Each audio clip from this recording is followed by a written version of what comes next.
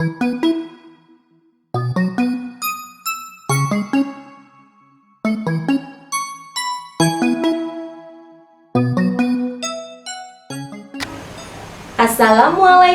warahmatullahi wabarakatuh. Semangat pagi anak-anak. Bagaimana kabar kalian hari ini? Semoga sehat selalu ya. Senang rasanya bisa berjumpa kalian lagi. Masih bersama Bu Ajeng dong tentunya. Pada kesempatan ini anak-anakku kelas 6 semua, kita akan mempelajari tema 1, Selamatkan Makhluk Hidup. Subtema 1, Tumbuhan Sahabatku, pembelajaran yang ketiga. Sebelum kita memulai materi pembelajaran, Bu Guru akan sampaikan tujuan pembelajaran kita. Yang pertama, siswa dapat mengidentifikasi cara perkembangbiakan vegetatif pada tumbuhan dan manfaatnya. Yang kedua, siswa dapat menentukan ide pokok bacaan dengan bantuan peta konsep. Yang ketiga, siswa dapat mengembangkan ide pokok bacaan dengan kalimatnya sendiri. Nah anak-anak, mengawali pembelajaran kita hari ini, Bu Guru akan sedikit berbagi cerita. Suatu hari, Bu Guru ingin memakan kentang rebus, tapi ternyata stok kentang yang ibu miliki sudah bertumbuh mata tunasnya. Gagal deh makan kentang rebus. Hayo, siapa di antara kalian yang dapat menjelaskan tentang cara perkembangbiakan kentang? Mari kita ingat kembali materi pembelajaran kita kemarin. Tumbuhan selain berkembang biak secara generatif, juga berkembang biak secara vegetatif. Nah, bagaimana cara perkembangbiakan vegetatif itu? Untuk menjawab teka-teki ini, sebaiknya kita perhatikan bersama-sama tanaman yang akan ibu perlihatkan kepada kalian. Perhatikan anak-anak, ini adalah kentang dan talas. Talas dan kentang batangnya tumbuh di dalam tanah. Selanjutnya batang tersebut akan mengembang dan membentuk suatu ubi. Bawang merah dan bawang bombay memiliki bentuk yang berlapis. Perhatikan, pada bagian tengahnya akan tumbuh tunas yang baru. Umbi lapis terdiri atas daun-daun yang tumbuh melapisi batang, kemudian membengkak di dalam tanah. Anak-anak, dari dua contoh tanaman tadi, kalian dapat memperhatikan bahwa tanaman individu baru didapatkan dari tanaman induknya, dan kedua tanaman tadi dikatakan berkembang biak secara vegetatif. Kita dapat menarik kesimpulan bahwa perkembangbiakan vegetatif adalah perkembangbiakan makhluk hidup tanpa melalui proses perkawinan. Mari kita pelajari lebih lanjut tentang perkembangbiakan vegetatif. Perkembangbiakan vegetatif dibedakan menjadi dua, yaitu perkembangbiakan vegetatif secara alami dan secara buatan. Perkembangbiakan vegetatif alami terjadi dengan cara sendirinya. Seperti contoh yang pertama ini, melalui akar tinggal atau rizoma yang sering sekali kalian kenal dengan rimpang. Contoh tanamannya adalah temulawak dan kunyit. Coba kalian perhatikan tanaman kunyit ini. Bentuk akar pada tanaman ini berluas-luas. Setiap ruasnya terdapat sisik-sisik. Di setiap sisiknya ini merupakan perubahan dari daun. Pada setiap sisiknya akan tumbuh mata tunas baru sebagai calon individu baru. Contoh yang kedua adalah umbi lapis. Bunga bakung bentuknya berlapis-lapis, merupakan lapisan yang berasal dari pelepah daun.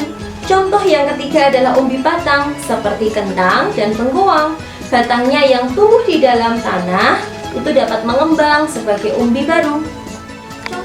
Contoh yang keempat adalah umbi akar.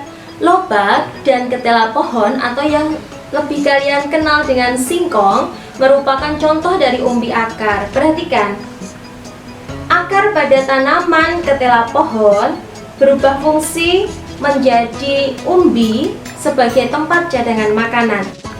Contoh yang kelima adalah gerage atau stolon. Stroberi, batangnya tumbuh mendatar di atas tanah. Batang yang menyentuh tanah pada akhirnya akan tumbuh menjadi akar, dan akar tersebut akan menjadi tanaman individu baru. Yang keenam adalah tunas. Tebu adalah contoh tanamannya. Di sekitar tanaman induk akan tumbuh tunas yang berumpun yang berasal dari dalam tanah. Yang ketujuh adalah tunas adventif. Tunas adventif ini dibedakan menjadi 3. Yang pertama, tunas adventif akar, tunas adventif daun, dan tunas adventif batang.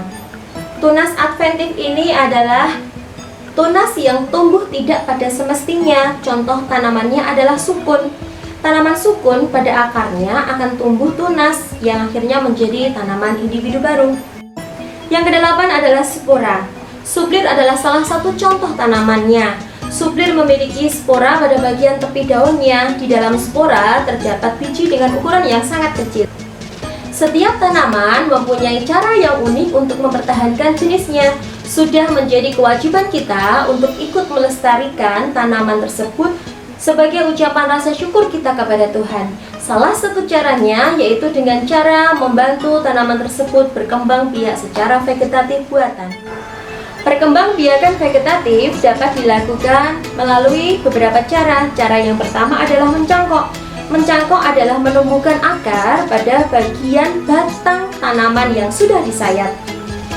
Cara yang kedua adalah stek. Stek adalah menanam potongan dari bagian tertentu tanaman. Cara yang ketiga adalah ovulasi atau menempel, yaitu menempelkan tunas muda pada ranting bagian tanaman. Cara yang keempat adalah mengeten. Mengeten adalah menyambungkan dua bagian dari jenis tanaman tertentu. Misalnya kentang dan tomat. Kentang adalah potato, tomat adalah tomato. Akhirnya menjadi pomato.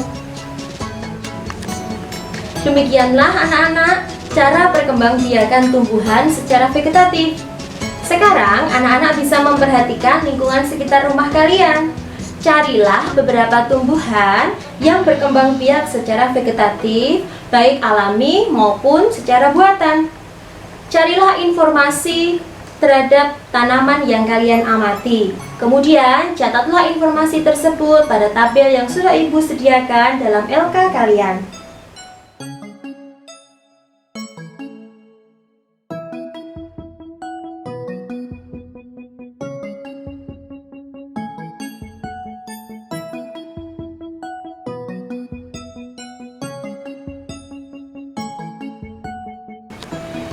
Nah anak-anak, setelah kalian mengerjakan lembar kerja tugas kalian, Ibu mempunyai teks bacaan yang bisa menambah informasi tentang perkembangbiakan vegetatif.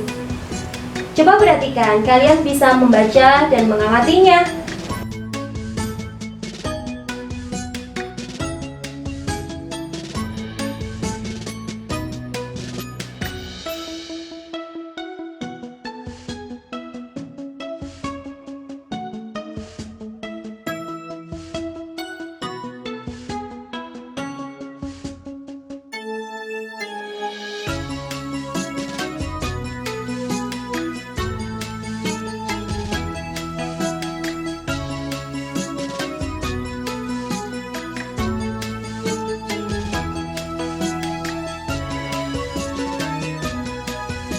Teks tersebut terdiri dari beberapa paragraf.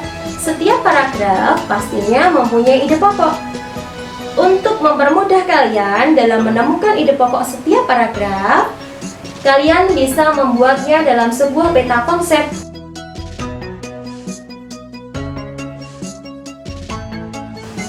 Dari ide pokok yang sudah kalian temukan, kalian bisa mengembangkannya menjadi sebuah kalimat menggunakan bahasa kalian sendiri. Setelah anak-anak mempelajari materi kita hari ini, tugas kalian di rumah adalah ikut serta dalam melestarikan lingkungan, terutama tumbuhan. Jagalah selalu, rawatlah dengan rajin menyirami, memupuk, dan jangan menabang tanaman secara liar. Semoga sehat selalu. Akhir kata, wassalamualaikum warahmatullahi wabarakatuh.